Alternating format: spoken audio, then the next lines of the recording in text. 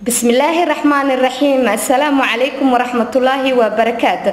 داوديال كلنتي وعن أو ونكسن ميل والبوا جوجتانا halkani waa TV-ga Universal xaruntiisa magaalada Muqdisho waa maalmaha Isniina taariikhduna ay ku beegan tahay 7 bisha Afraad ee 2008 aan idin aqriyo wararkii ugu dambeeyay ee Soomaaliya anigoo Sahri Yuusuf.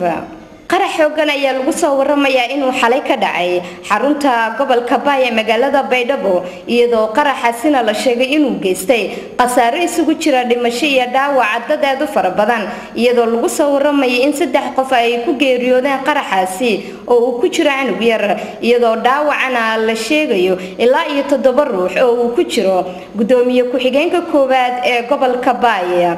maalmihii ugu dambeysay ayaa maamulka gobolka Baay weerar lagu hayay iyadoo ammaanka magaalada Baydhabo laga deyrinayo halkaasi oo xarun u ah baarlamaanka Soomaaliya.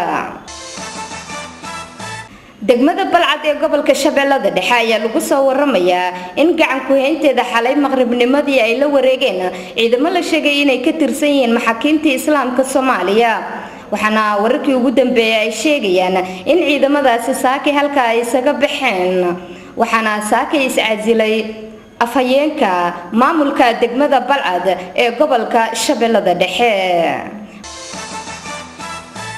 iyadoo ay ka jiraan gobollo badan oo ka tirsan dalka abaaro xoogan oo saameyn ku yeeshay dadka iyo dunyada iyo waliba caafimaad darro ayaa maanta oo ku beegan 7 Abriil 2008 ay ku beegan tahay maalinta caafimaadka adduunka iyadoo lagu wada qayb ka mid ah magaalada Muqdisho in looga dabaaldego maalintaasi caafimaadka.